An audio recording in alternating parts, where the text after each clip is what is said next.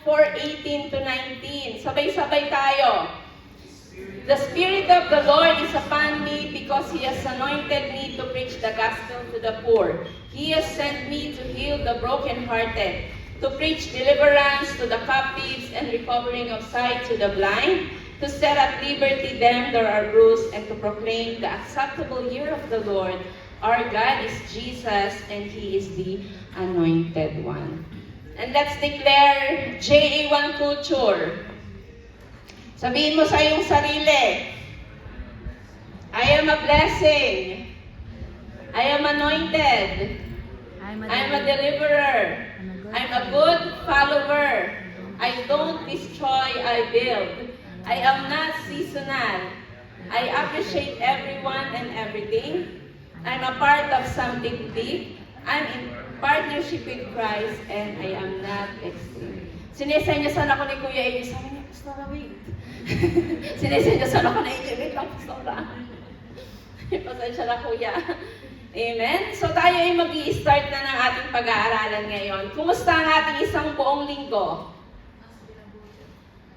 Amen? Tingnan mo yung katabi mo. Kumusta ang isang linggo mo, kapatid? Tanungin mo. Kamusta ang isang linggo mo? Pabuti ng pabuti. Amen? Papugi ng papugi. Paganda ng paganda. Payaman ng payaman. Pabanal ng pabanal. Amen? Paayos ng paayos. Amen? Tingnan mo yung katabi mo. Super blessed. Amen? Super blessed ang iyong katabi. So, ang pag-aaralan natin ngayon ay matatagpuan natin sa Luke 1:20. At sino dito ang nakakakilala kay Zechariah? Sino dito yung may kakilala kay Zechariah? Meron ba ditong pangalan na bata? Wala, no? Si EJ, ano siya eh? Aaron Jeremiah. Si EJ ay Elijah? Sino pa? Arvin Joy. Wala ditong Zechariah, no? So, ang ating pag-aaralan ngayon ay pinamagatan kong when God keeps us silent. Kapag pinatahimik tayo ng Diyos. Hindi ito yung pinatay ka ng Diyos, ha? Hindi ito yon. Ang sabi dito, when God keeps us silent. So, bago tayo magsimula, may tanong lang ako, have you guys experienced sa season ng buhay ninyo na parang ang Diyos ay sobrang tahimik? Yung every time, kahit manalangin ka, kahit lumuha ka ng marami, kahit anong gawin mo, it seems like ang mga panalangin mo ay hindi sinasagot ng Diyos. Amen? Na-experience natin iyon. Or baka hindi ang Diyos ang tahimik. Baka tayo ang pinatatahimik ng Diyos. Amen? Yung sabi ng Lord ng katabi ko kagabi si Tita Kat, kumakain kami. Sabi ko parang naliliyo ako, Tita Kat. Kasi imig siya ng imig. Ang dami niyang sinasabi. Sabi ko, ba't ganun, Tita Kat? Parang naliliyo ako. Sabi ni Tito Ke, di ba pas? Humingi ng kakampi si Tito Ke. So sometimes, may mga pagkakataon sa buhay ng buhay natin, sinasabi sa atin ng Diyos na, anak, ikaw ka naman ay imig ng imig, tahimik muna. Ikaw naman ay makinig. Dami mong reklamo, ang dami mong negative things na lumalabas sa iyong bibig. At ang sabi ng Lord, anak, makinig ka muna. Tingnan mo yung katabi mo, tahimik. Diga? Amen? So sa Luke 1:20, makikilala natin dito sa Zechariah. So, isa siyang saserdote or isa siyang pari. Na naka-receive ng isang mensahe galing kay Angel Gabriel. So, si Zechariah, siya ang ama ni John the Baptist. Amen? So, nung last Saturday, nagkaroon kami ng water baptism. At biyaya ng Lord, amen, sabi nga ni Bro Marlon, parang kinukuryente ako, hindi ako nilalamig, Pastora. Yeah. Yung experience nila, si Tita Kat nagsishake, tama ba? Shake. So yung experience nila, kasi bakit ini-immerse nila yung mga sarili nila at sinabi nila na, Lord, bagong nilalang na ako. Pag ano namin. Gusto pa nga ni Kat mga 1 oras Pastora, parang masyadong mabilis. Gusto namin ulitin sa kanya ni Maylin Gusto mo ba? I-immerse ka namin mga 1 oras? Amen? Pero ang importante dito, yung pananampalataya mo that once you are baptized, ang Lord may panibagong buhay na ilalaan sa iyo. Amen? At ganun din si Zechariah. Imagine, even si Jesus, binaptize siya ni John the Baptist. Amen? So, kung matatandaan natin si Zechariah, siya ay isang sacerdote, amen? Siya ay isang priest. Pero siya ay matanda na at wala pa siyang anak. Amen? So, ang asawa niyang si Elizabeth ay, sabi sa Bible, siya daw ay baog. Pero nung nagpakita ang anghel sa kanya, sabi niya, magkakaroon ka ng isang anak na lalaki. Ano kaya naging reaction ni Zechariah? Ha? What? Sure ka? Yung mga Gen Z ngayon, bro. Amen? Sabi sa kanya, hindi siya naniwala. Una siyang nag-doubt. At ang sabi sa Luke 1:20, and now you will be silent and not able to speak until the day this happened. Because when you did not believe my words, which will come through at their appointed time. Hindi siya naniwala. Nag-doubt agad siya. Kaya ang ginawa ng anghel, siya. Kasi ginawa ng Diyos siya. Mula sa araw na ito, patatahimikin kita. Anong ginawa ng Lord kay Zechariah? May nakakalam? Ginawa siyang pipe. Pipe. Yung pag sinabi nung, kumusta ka? Hindi na siya makapagsalita. Ginawa siyang pipe ng Lord. Amen? Kasi bakit? Ang naging reaction niya dun sa ipinangako ng Lord, nag-doubt siya. So bakit kaya pinatahimik ng Lord si Zechariah? Ano yung lesson na pwede nating makita at makuha sa pagtahimik na ginawa ni Zechariah? So kung idahalin tulad natin sa buhay natin ngayon, ang sasabihin sa iyo ng Lord, anak, pagpapalain ko yung kumpanya nyo at bibigyan ko kayo ng maraming proyekto. Ang sasabihin ninyo, what? Magsasara na nga kami, Lord. Diba? Ang sabi ng Lord, konting oras na lang ang visa mo. Ang sabi dito ng Lord, bibigyan kita ng visa. Sabi mo, what? Diba? Magtatanong tayo. So ano nga ba ang root cause kung bakit pinatahimik ng Diyos si Zechariah? Ang unang root cause nito is yung kanyang doubt.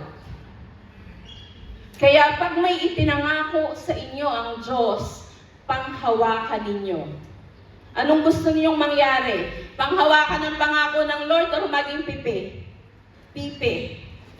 Diba? Mas gusto mong panghawakan mo ang pangako ng Diyos sa buhay mo. Sabi dito, ang laban kasi ni Zechariah during that time is yung pangako at ang realidad ng buhay. And all of us Christian go through with that. Lahat tayo dumadaan sa reality ng buhay. Amen? May pangako ang Diyos sa atin, but at the same time, we experience the reality of life. Sabi nga dito, promise versus the reality. Amen? Kung si Zechariah, naglilingkod siya sa Lord, siya sa pare, alam niya lahat ng pangako ng Diyos. Parang tayo, alam natin ang pangako ng Diyos sa buhay natin. Pero, reality hit sa buhay ni Zechariah. At ang sabi niya, ay Lord, matanda na ako ga. Tapos ang aking asawa ay baog, tapos sasabihin mo na kami magkakaanak. Anong ginawa ng Lord? Pinatahimik siya. So imbis na maging faithful siya, nag-focus siya sa facts, sa reality, na posibleng hindi mangyari ang pangakong yun. Kasi bakit? yung factor na matanda siya at ang asawa niya ay baog. Malaking bagay iyon. Amen? Sabi nga sa Hebreo, di ba? Without faith, it is impossible to please God. So tingnan mo yung iyong katabi, punong-puno yan ng pananampalataya. Amen? Pinagpala yan at pinupuno ng Lord palagi ng pananampalataya. So kung mapapansin natin, nagkaroon dito ng mga consequences si Zechariah. At yun na nga yung patuloy kong sinasabi sa inyo, ang consequences ng kanyang hindi pananampalataya ay ang kanyang panahimik. Ang silence ni Zacharias ay hindi isang parusa, pero isa itong divine intervention ng Diyos. So kung yung mga asawa ninyo pinatatahimik minsan ng Lord, Lord, salamat sa divine intervention. Salamat sa divine intervention ng Lord. So kaninang umaga, nagbe-breakfast kami. So bida-bida na naman si my dear. Sabi niya, bro, kasi inuutusan ni Kat si Ke, inuutusan ko siya, si my dear. Si Bro Marlon, inuutusan din ni Jenica. Diba, puro utos kami mga babae doon. Habang kumakain si my dear, alam mo ba bro kung bakit lagi tayong inuutusan? Sabi sa Japanese, ang tawag daw sa lalaking asawa, tama ba? Utosan. I-search nyo. Hindi makapaniwala si Brother Marlon. I-search niya. Amen? Kaya pala mga lalaki, laging inuutusan. Kasi utusan pala ang tawag sa kanila sa Japanese. Para ma-sure, tinanong pa si Bella, ate, nag-aaral ka ng Japanese, tumawag din si Jairus. Tama, Jairus? Tama ba? May Japanese ba siya? Oo. Tumawa din si Jairus. Tapos maya-maya, nagpabida na naman ng daddy. Ikaw, alam niyo ba kung bakit si AJ, kahit ayaw niyang sundin yung sinusunod, yung utos ni Bella, si Bella kasi pala utos din eh. So kahit daw, Mana-mana. ha? Manang-mana daw, manang-mana. Mana-mana lang yan. So bakit inuutusan ni AJ si Bella? Bakit inuutusan ni Bella si AJ palagi at walang magawa si AJ kundi sumunod? Kasi bakit? Ang Tagalog, ang Japanese word daw ng little brother ay uto-uto sa Japanese. Nagtawanan kami. Sure ba yan? Uto-uto, di ba? Pero tama yun natin, di ba? Yun yung Japanese word ng little brother. So, yung mga big brother naman dyan at big sister, be gracious naman sa mga small brother ninyo. Amen? Wala. Impact lang yon na nagkatawanan kami. So, parang ganun pa lang mga kababaihan, no? Puro utos. So, siguro yung mga kalalakihan, gusto nila minsan na, ano ba yan? Pwede bang tumahimik muna kayo? Yung tipong pag nawawala sila sa paningin namin, saan si my dear? Yung wala pang isang minuto. So parang ganun din siguro si Zechariah, no? Kay Elizabeth. Ano ba naman to si Elizabeth? Imik ng imik. Amen? Pero hindi yung sinabi sa Bible. Ano lang yun? Ngayon lang sa mga buhay ng mga kababaihan. Amen? So, balik tayo sa ating topic. Ang sabi dito, ang silence ni Zechariah ay hindi isang parusa, ngunit isang divine intervention.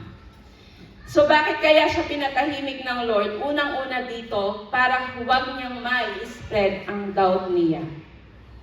So pag pala tayo, masyado ng negative yung lumalabas sa ating mga bibig, nakokontaminate natin yung pananampalataya ng ating mga kasama. So we have to be aware that every time we speak negative things, ang naaapektuhan yung mga kasama natin.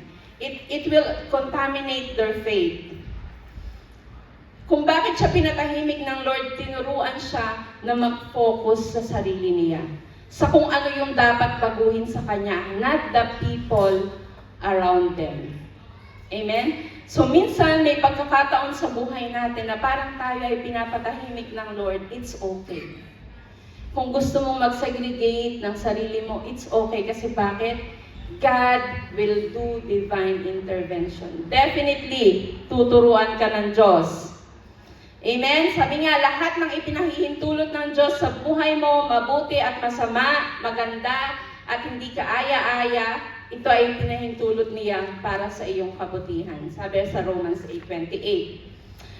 At meron tayong tatlong purpose dito na pag-aaralan kung bakit mabuti ang katahimikan or ang pagtahimik natin ay makabubuti. Yung mga layunin niya.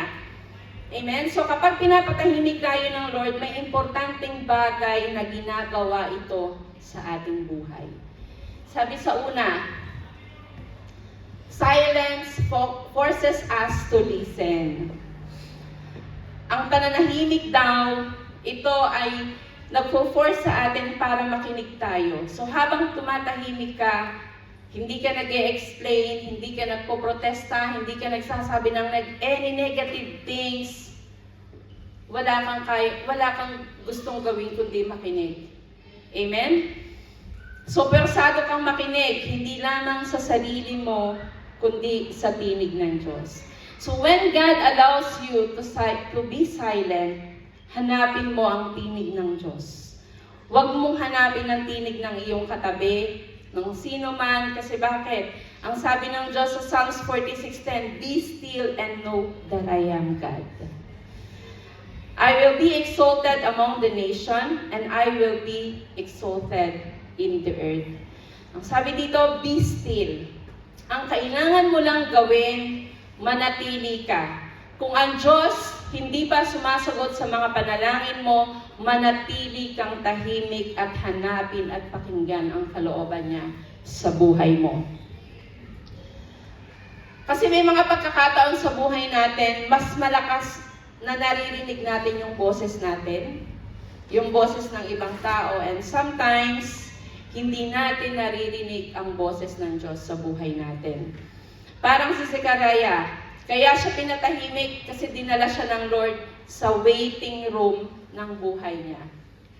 Ang ilan sa atin dito na nasa waiting room, sino na dito yung nakagamit ng Zoom, ng Teams? Di ba pag mag-Zoom tayo, nakalagay waiting. Until i-accept ka doon sa loob ng conference o sa loob ng meeting na yun. So ano ba yung waiting room sa kapanahunan natin? Ito yung mga panahon na pinatatahimik tayo ng Diyos. Ito yung mga pagkakataong ibinibigay ng Diyos sa atin para tayo ay magbago at para mas mapalapit tayo sa Kanya.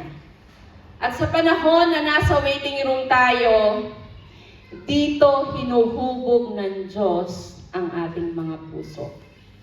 So kung sa mga panahon ng buhay mo ngayon, na nasa waiting period ka, okay lang yan. Kasi bakit? May binabago ang Diyos sa puso mo. Amen? Sabi nga ng kanta, binabago mo ako araw-araw. Amen? Para sa iyong kabutihan. So, kung mapapansin natin dito, ang sabi kanina, di ba, sa initial kong binasa, minsan ang boses natin ang pinakamalaking hadlang sa pagdinig natin sa boses ng Lord.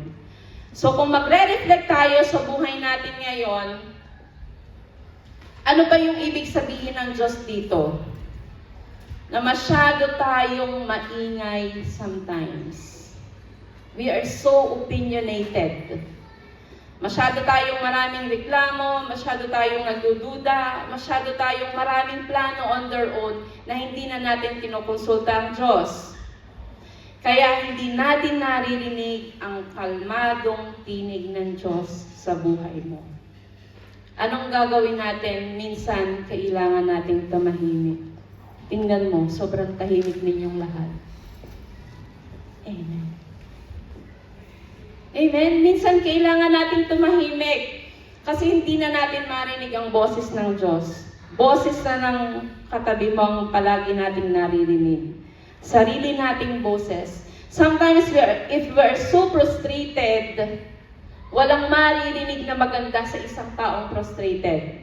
Wala kang maririnig na maganda sa isang taong disappointed. Amen? Kahit may ginawang bagay yan, aba, parang mabait ito ngayon ah. Ano kayo nakain na yan? Di ba sa halip na i-appreciate Ang sasabi mo, parang may nakalit, magandang gising nga, ni kapatid ah. But sometimes we forget to appreciate people around us. Sabi sa ating JA1 culture, appreciate everyone and everything. Sabi nga, life is so short. Gagamitin mo ba ang iyong buhay na nag-iisa para patuloy kang malugmok sa kung anong sitwasyon nandoon ka? Amen? Lahat tayo dito aware sa nangyayari sa Pilipinas, and it really hurting us. Amen? Kahit nandito tayo sa New Zealand, pero yung mga nangyayaring kabilat-kabilang din doon sa Pilipinas, di ba? Nakakaiyak ba? Kasi nandun yung mga pamilya natin, nandun yung mga mahal natin sa buhay, but still, God is allowing that to happen to Philippines. Di ba? Narinig na ninyo yung prophecy? Alam ko, yung nag-prophecy na sa Pilipinas, kailangan nilang mag-repent, makakaranas sila ng maraming lindol, may tsunamis. Kung mapapansin natin, it is really happening. At sabi nga, ang kailangan daw gawin ng Pilipinas, mag-repent. Pray, repent, and God will heal our land.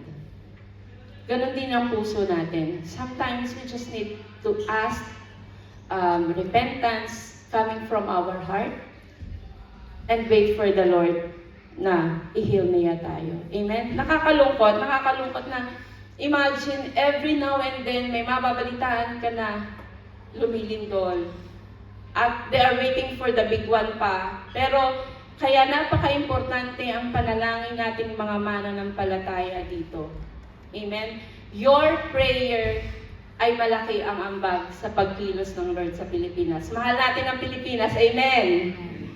Appreciate the Philippines. Kasi kung wala ang Pilipinas, wala tayo dito. Appreciate Philippines. Appreciate kung tumanda tayo doon. Yung ibang mga bata, syempre hindi nila alam, but galing tayo sa Pilipinas. We experience ang buhay sa Pilipinas. Amen? Masyado nang maingay ang mundo. Ang kailangan natin gawin ngayon, manalangin na nagmumula sa ating puso. Ang pangalawa, ang sabi dito, silent is the time for preparation. Ang silent ay isang ginagawa ng Diyos para ihanda ka. Sabi sa Habakkuk 2:3, for still the vision await its appointed time. If it is seen slow, wait for it. It will surely come and it will not delay. Amen? So sa buhay natin, maraming pagkakataon sa buhay natin na maraming prayer tayo na feeling natin na de-delay. Pero pinaalala sa atin dito ng Lord sa Habakkuk, di ba? Wait for it. It will surely come and it will not delay. So kung may mga panalangin ka pa rin hanggang ngayon na talagang hindi pa rin sinasagot ng Lord, ang sabi dito, wait for it. It will surely come. Hindi man nakapagsalita si Zacarias, pero for sure, busy ang Lord na kumilos sa panalangin niya at maging sa buhay ni Elizabeth. Sa tingin ninyo, ilang buwan pinatahimik ng Lord si Zacariah? 9 months. 9 months. Imagine, 9 months hindi ka nagsalita. Kasi bakit? All throughout ng pagbuntis ni Elizabeth, hindi siya pinagsalita ng Diyos. Kaya yung mga lalaki, pag nabuntis ulit siya mga asawa ninyo, naku, huwag kayong, sabi ni Jenica, buti na lang. Hindi pinatahimik ng Lord si Marlon, Amen?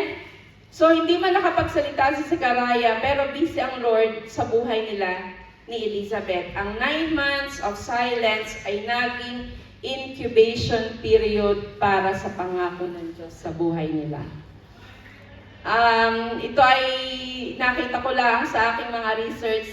Ayon sa medicine daw, hindi ko yung mga nurses natin dito, I'm not sure. Sa medisina daw o sa agham, ang incubation period ay panahon mula sa pagkahawa ng isang sakit hanggang lumabas ang sintomas nito. Tama ba yun, Tita Kat? Yan ba yung incubation period? Kaya pala dati, nung COVID, na-remember ninyo yung exposure sa COVID? Pag na-expose ka daw, after 3 days palalabas yung symptoms. Oh, so tama nga. So nasa incubation period si Zechariah. So kung i-adapt natin ito sa spiritual na buhay natin, sa pag-aaral natin bilang mga Kristiyano, ang incubation period natin ay maaaring tumutukoy sa panahon na tayo ay tahimik. Sa panahon na tayo ay nag-aantay ng ating mga sagot sa ating panalangin.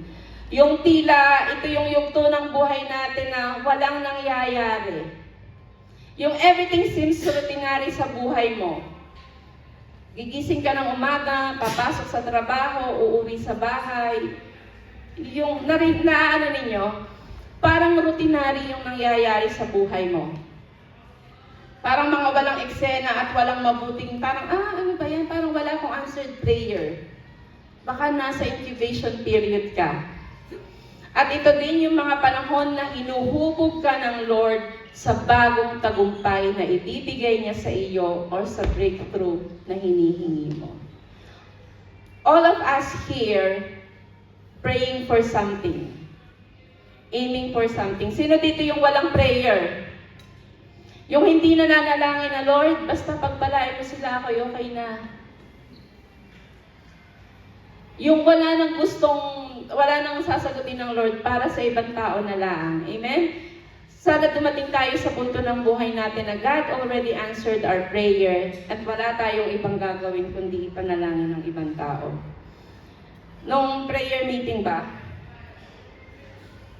nagpapatotoo kanina si Jenica. Friday tayo nag-prayer meeting. Yung pamangkin niya, nasa hospital for a long period of time, tama ba?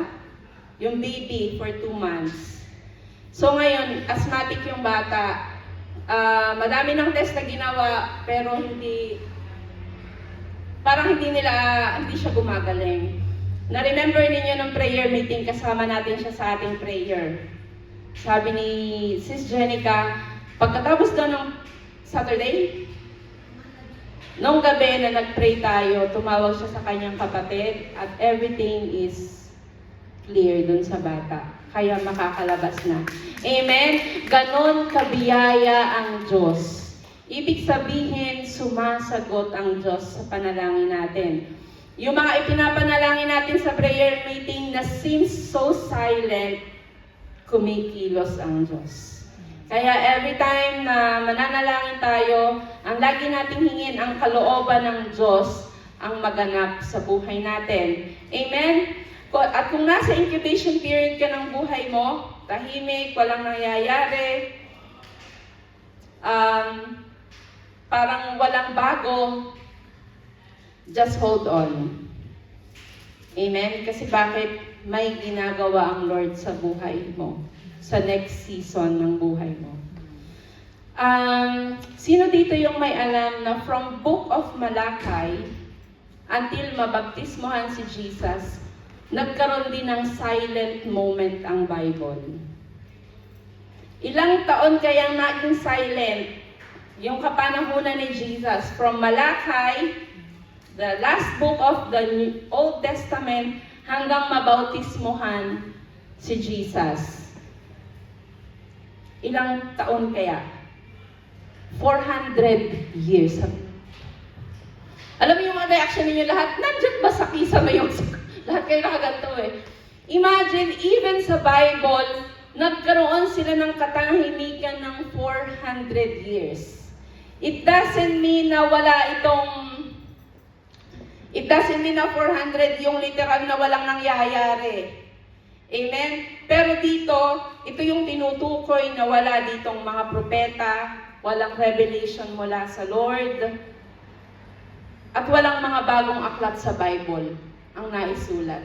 Imagine, for 400 years, tahimik ang Diyos. And here comes the New Testament. At sa New Testament, ipinakita ang kadakilaan ni Jesus. Amen. Kung mapapansin natin yung last na itinuro ni Myrene sa ating life group, ang sabi niya, pag mag-i-start ka ng devotion, simulan mo sa dyan. Tapos habang nag-ano kami, Jericho ride, sabi niya, Pastora, may confirmation yung ating unstoppable blessing na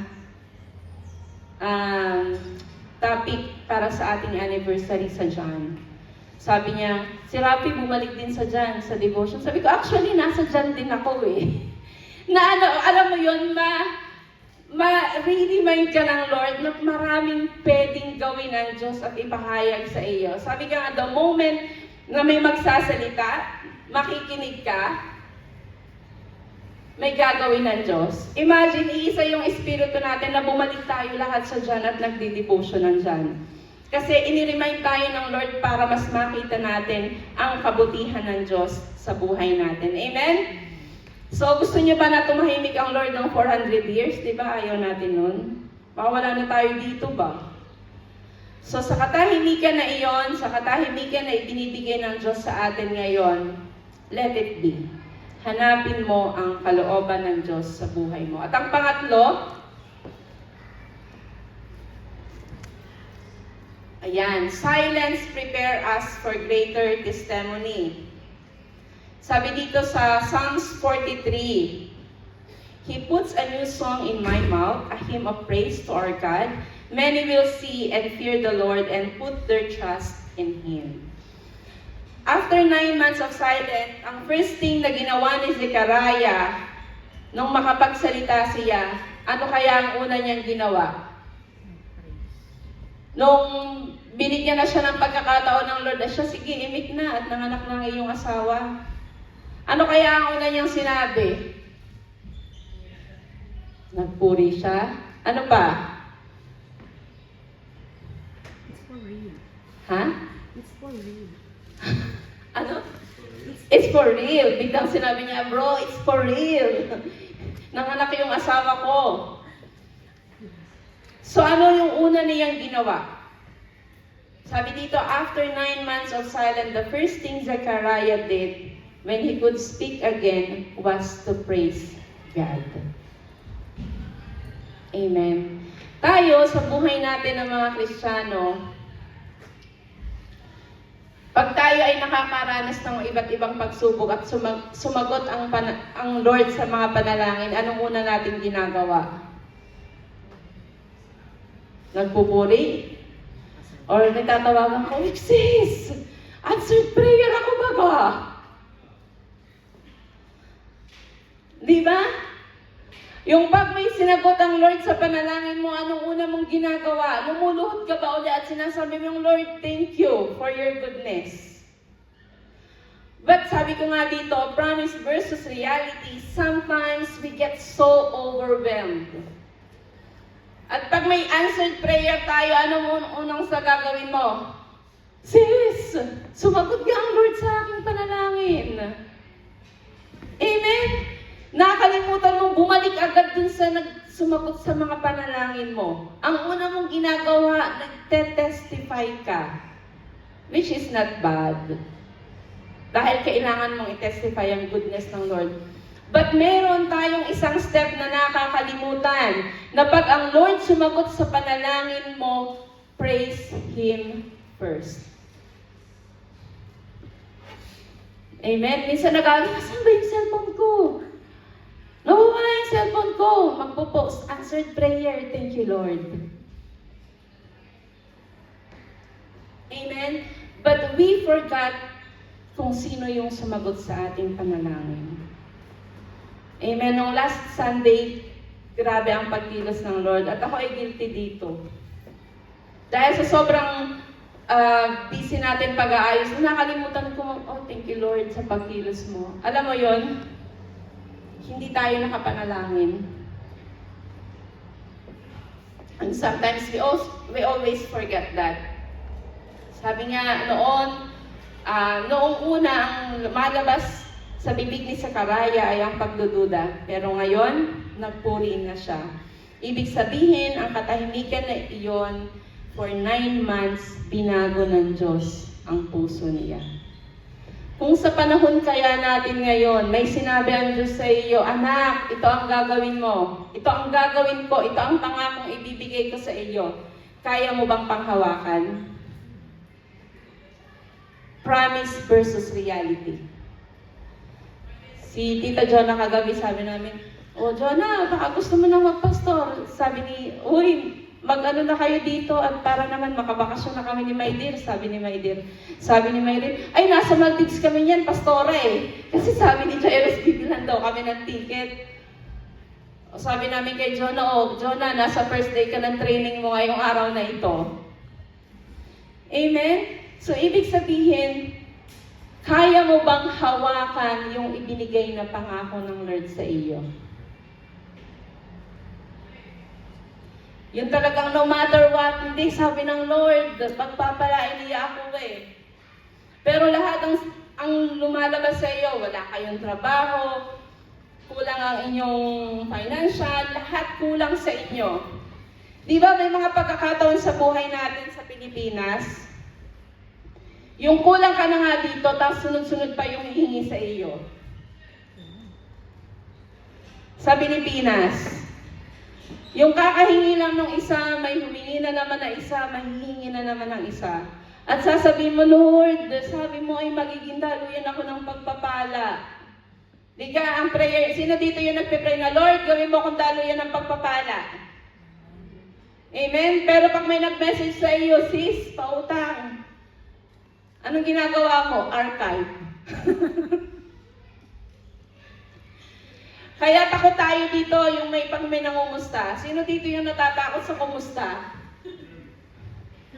Di ba? Yung pag kinumusta ka, sis, kumusta?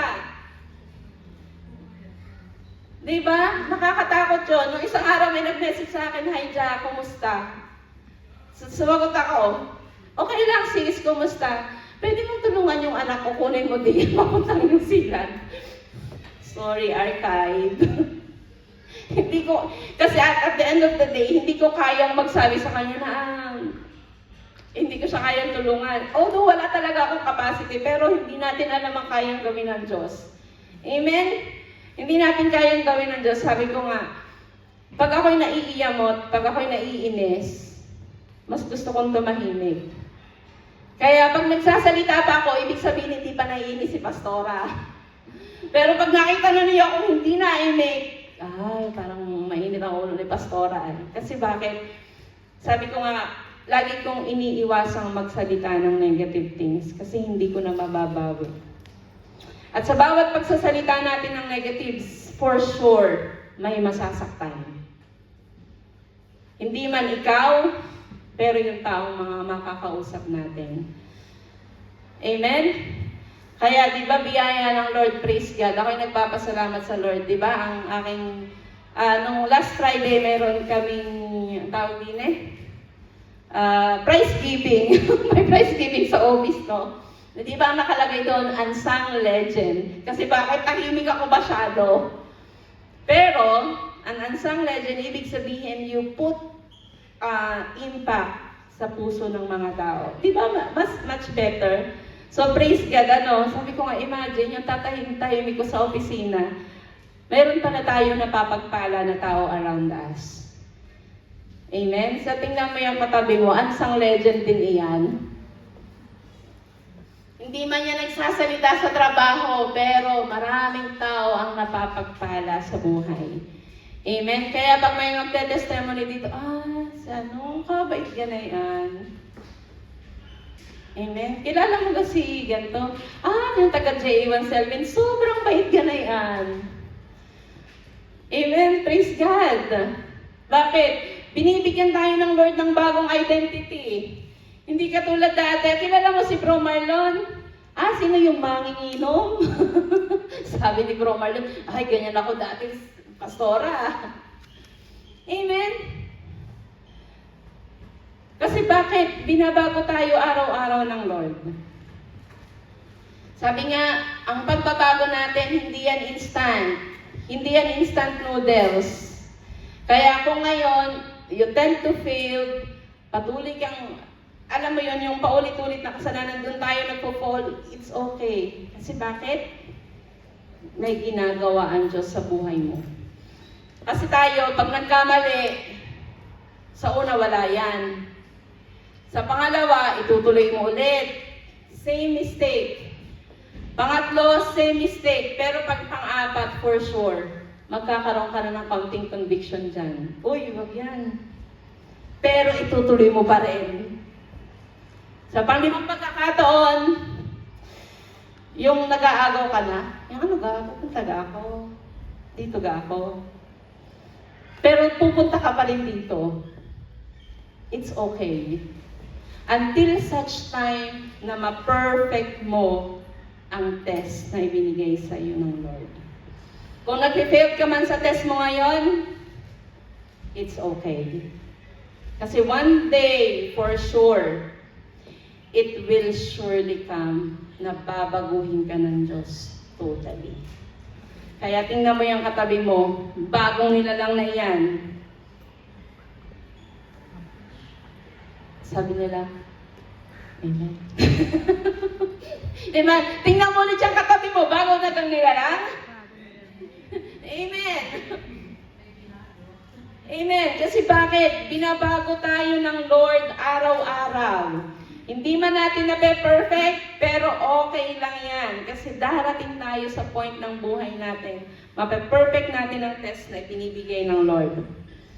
Amen. So ngayon, pag dumating na ba yung panahon na ang sabi ng Lord sa iyo, siya, sige na anak, magsalita ka na.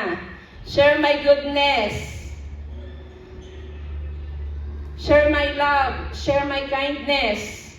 Ano kaya ang una mong sasabihin? Mabuti ang Diyos sa buhay ko. Amen. Lagi tayong tagumpay. Nakakatuwa ang music ministry. Kahit nagkakamali at naglalaglagan dito ay kitang-kita ang pag-enjoy. Yung enjoyment natin ng pagpupuri sa Lord. Kasi bakit? Yun na yung sabi nga, may isang buhay ka. Don't waste it. Sabi nga, kung gusto mong maglingkod ngayon, maglingkod ka na. Huwag ka nang mag-antay ng bukas. Kasi walang ipinangako sa Bible na bukas nandito ka pa. Kung gusto mong mag-serve like ngayon, huwag ka nang mag-antay bukas, gawin mo na. Kung gusto mong magpatawad ngayon, huwag mo nang antayin yung bukas, gawin mo na. At kung gusto mong magsimula ng bagong buhay, huwag mo nang antayin bukas, gawin mo na ngayon. Kasi bakit? Bible never promise you na bukas nandito ka pa. Amen? Sabi nga, you have to live your life to the fullest kasama ang Diyos. At everyday ng buhay natin is a chance na maglingkuran ang Diyos ng buong buo sa ating mga puso. Sabi nga dito, kailan nagsalita si Zacarias? Nung natupad na at sumagot na ang Diyos sa kanyang pangako na ikaw ay magiging tatay. Amen? Ang pangako ay natupad. Panampalatayahan mo, i-confess mo, i-declare mo na ang Diyos may ginagawa sa buhay mo. So ano pa yung mga bagay na gusto mong gawin sa Lord? Huwag mo nang antayin yung bukas. Kasi baka bukas, wala na. Amen? At tumahimik ang lahat. Amen, Pastora. Parang tinakot ako ni Pastora ngayon Hindi kasi yan din yung sinabi ng Lord sa akin. If you want to serve, serve wholeheartedly. Because I will never promise you that you have tomorrow. So kung ano yung mayroon ka, kaya minsan pag naiiyamot ako, lumalabas muna ako ng kaunti at ako'y babalik. Kasi bakit? Pag naiyamot ka, okay na yung 1 oras maximum. Huwag mo nang patagalin kasi imagine 24 hours lang, 23 hours, yung 1 oras na iyamot ka, sayang. Kung gagamitin mo yung isang buong 24 hours mo na ikaw ay iyamot, na ikaw ay galit, sayang ang 1 araw ng buhay natin. Kaya tingnan mo yung kapatid mong katabi mo, mabilis magpatawad. At titinig na, sabi niya, wait lang, pastora.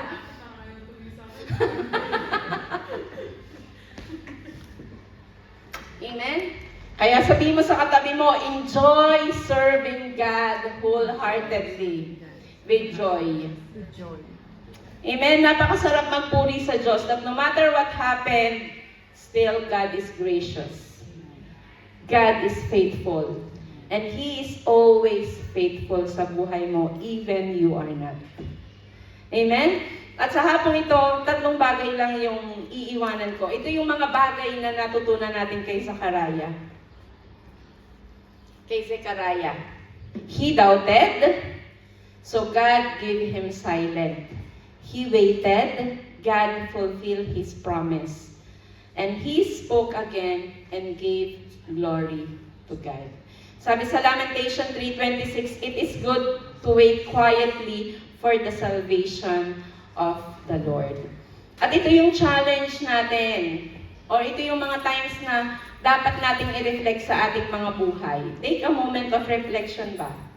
Sabi dito, are you in the season of silence right now? Do you feel like your prayers has gone unanswered?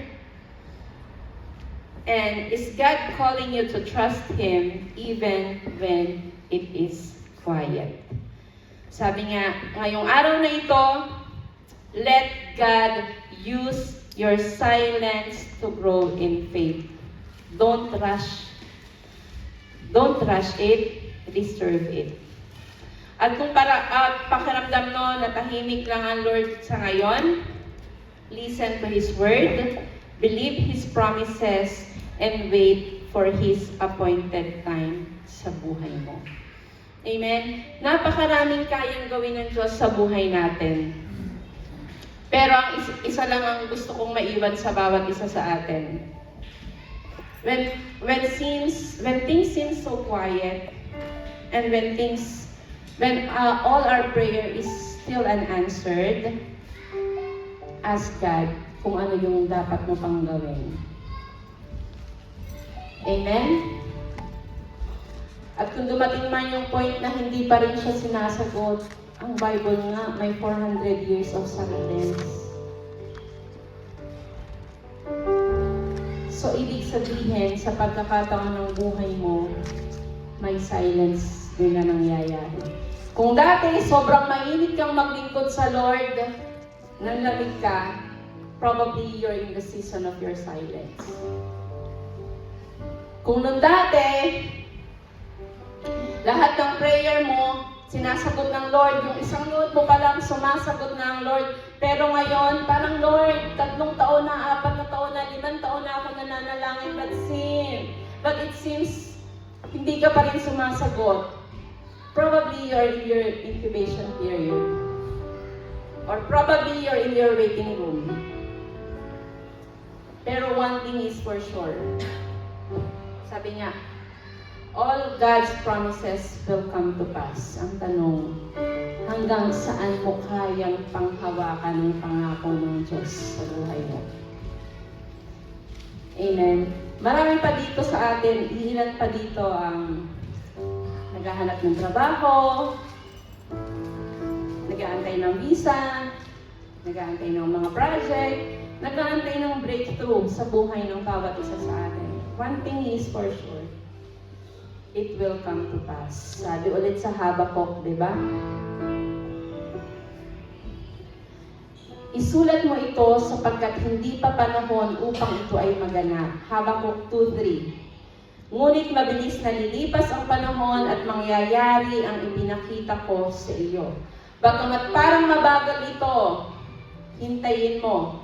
Tiyak na mangyayari at hindi ito maaantala.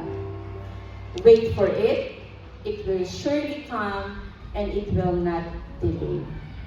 Amen. God is always on time. Kaya kung may mga panalangin ka, ang Diyos sasagot. Amen. At kung sa mga panahon ngayon na ikaw ay talagang, Lord, litong-lito ka, ano ka, aatras ka ako or aabante? Ang sabi ng Lord, sabi nga nung isang preacher, it's now or never.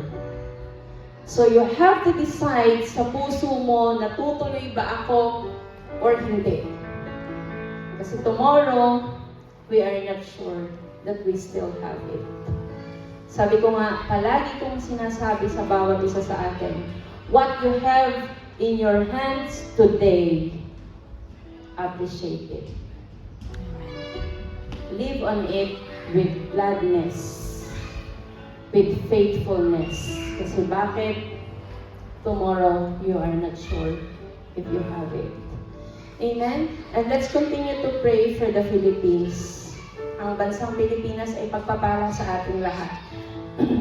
At ang Pilipinas ay dumaraan ba sa pagsubok? And hindi natin ito maiiwasan. Amen? But we, as a Christian, at nakarinig tayo ng salita ng Diyos, isa lang ang hinihiling ko sa bawat isa sa atin. Pray for the Philippines. Pray for the people that we love. Amen? Kasi bakit? Walang kayang kumilos kundi ang Diyos. And kung paano tayo nananalangin that the Philippines is a Christian nation, for sure, nililiglig ng Diyos ang Pilipinas para mas makita natin ang magandang plano niya sa bansang ito. At kung ikaw ay dumarating sa punto ng buhay mo na nililiglig ka, ang iyong pananampalataya ay nililiglig ng Lord, okay lang yan. Huwag kang bibitaw, kapatid. Kasi bakit? Nagsisimula na ang Diyos sa buhay mo. At sabi nga sa Bible, diba, lahat ng sinimula ng Diyos, tatapusin niya ng tagumpay ka. Kaya tayo lahat, alam ko, lahat tayo magtatagumpay. Amen. Ang Diyos ay mabuti sa buhay mo. Amen. Ang Diyos ay dakila sa buhay mo. Amen. Amen. So wala tayong ibang gagawin kundi sabihin sa Diyos na ikaw ay mabuti. Pwede ba natin sabihin yun? Kung gaano kadakila at kabuti ang Diyos sa buhay natin. Amen? Hallelujah. Sige, let's stand up and let's worship the Lord.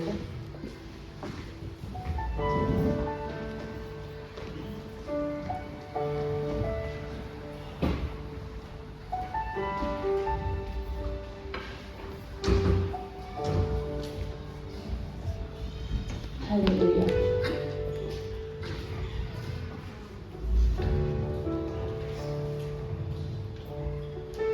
Sa hapong ito, we will worship God and we will pray for our nation. We will pray for the Philippines. We will pray for the people that we love sa bansang Pilipinas. Amen.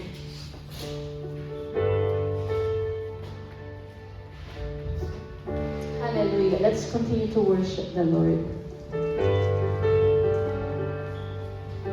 Hallelujah, Jesus. We worship you.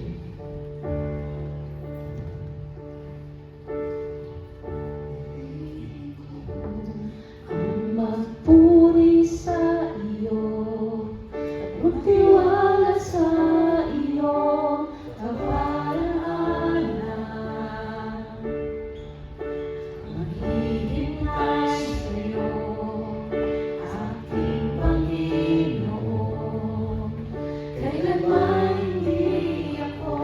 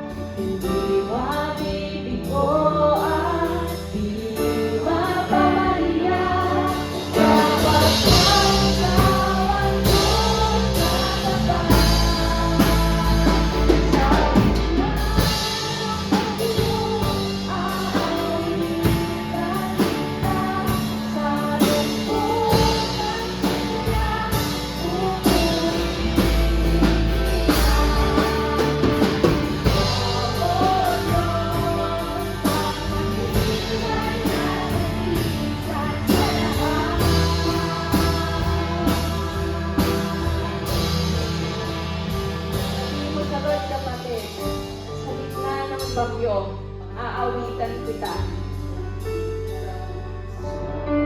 Come on, open your mouth. Kung masaya ka, ano man ang tayo ng puso mo, sabihin mo sa Lord, sa iyo ako kakabit. Hallelujah. Open your mouth and praise Him. Sa gitna ng mundo. Sa gitna ng mundo, aawitan kita. Sa lungkot at sa sila, pupurihin kita. Ikaw, O Diyos, ang matibay na sandigan sa lahat. Minsan pa ang sabihin mo sa Diyos sa gitna ng bagyo, Panginoon. Sa gitna ng bagyo, aawitan. Sige, come on, worship God. Hallelujah, be ready. May gagawin ng Diyos ng matinding pagkilos sa buhay mo. Just be ready. Come on, worship the Lord. Hallelujah. Come on, sabihin mo sa Diyos saan manggagaling ang tulong ko, Panginoon. Manggagaling ang tulong ko. Sabihin mo sa Diyos. Hallelujah. Come on. Iwanin ko at ipapalit niya sapagkat ikaw ang Diyos na dapat sa gitna ng bagyo, Panginoon. Hallelujah.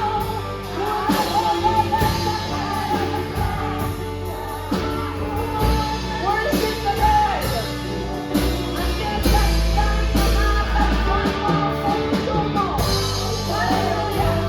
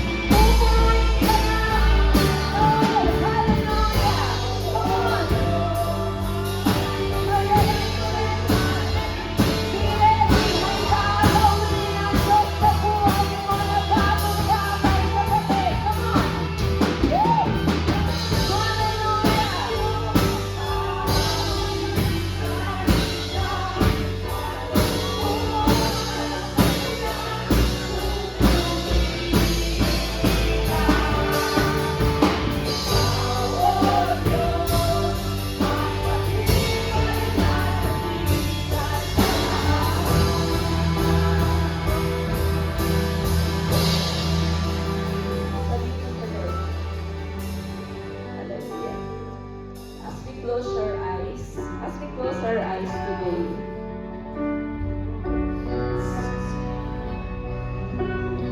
and as the worship team lead us to worship God,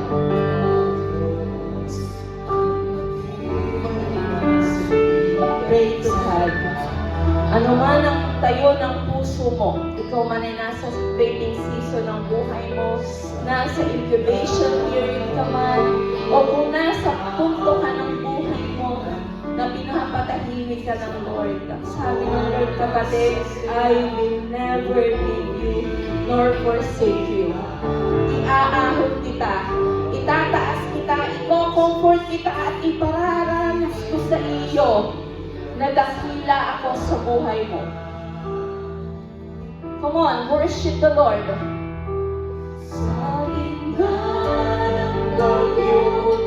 Sabihin mo sa Lord na ano man ang tayo ng puso mo ngayon, patuloy kang magpupuri.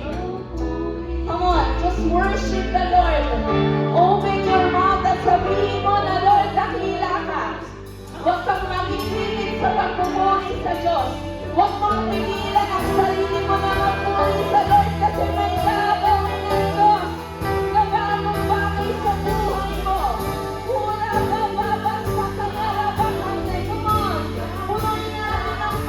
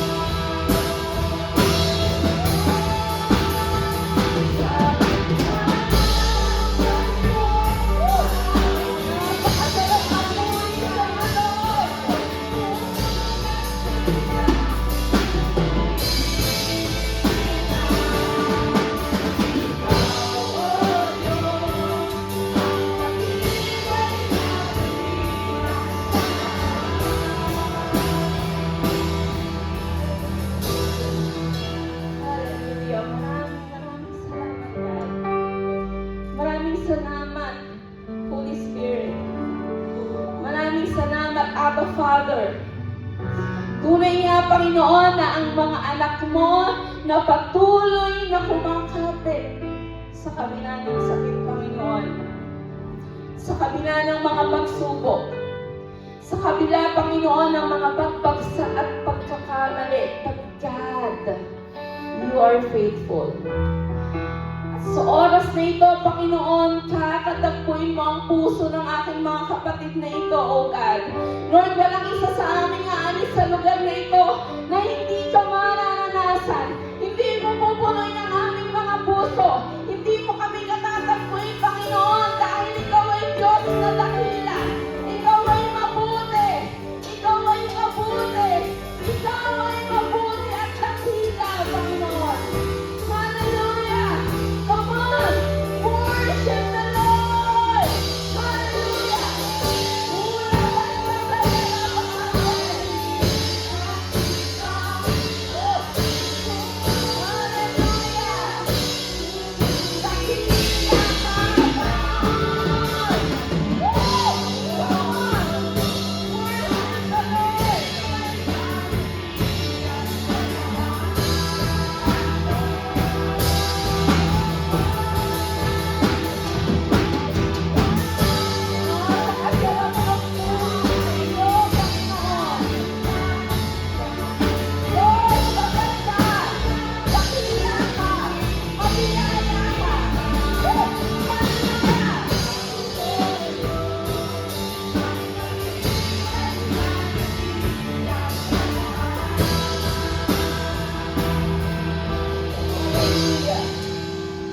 Thank you so much.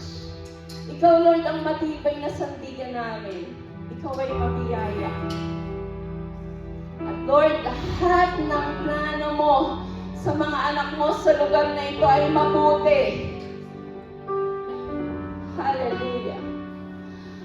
At tunay nga, Panginoon, patuloy namin inilalapit ang mga puso namin, Panginoon. And Lord, we are praying and interceding, Panginoon, sa aming mahal na bansa, ang Pilipinas, Panginoon, na nakakaranas ng kabi-kabilang lindol, Panginoon.